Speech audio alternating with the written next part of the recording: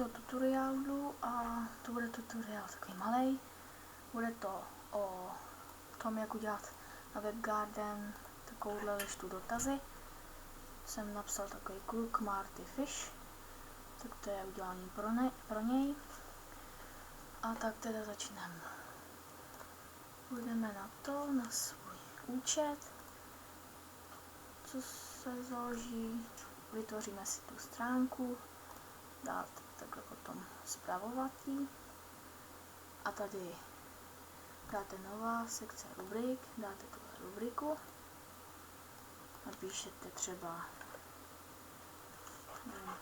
dotaz 2 a v tom dáte tohleto a dáte taky ještě jednou rubriku.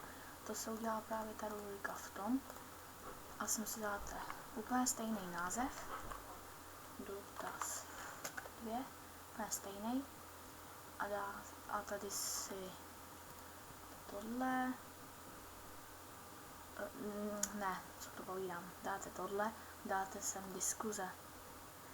Teď se vám vytvořilo tohleto a na to, když tady potom máte to nové fórum, když dáte tu diskuzi, tak si sem napište třeba dotaz 2 zde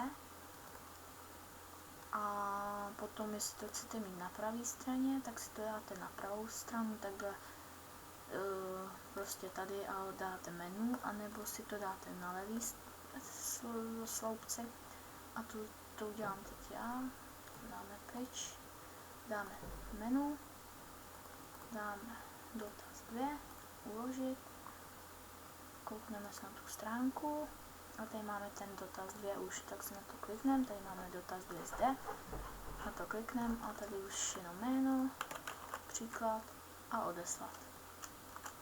A to je všechno takhle. Takhle se to dělá i s anketama, akorát se tam dává anketa a ne ty dotazy.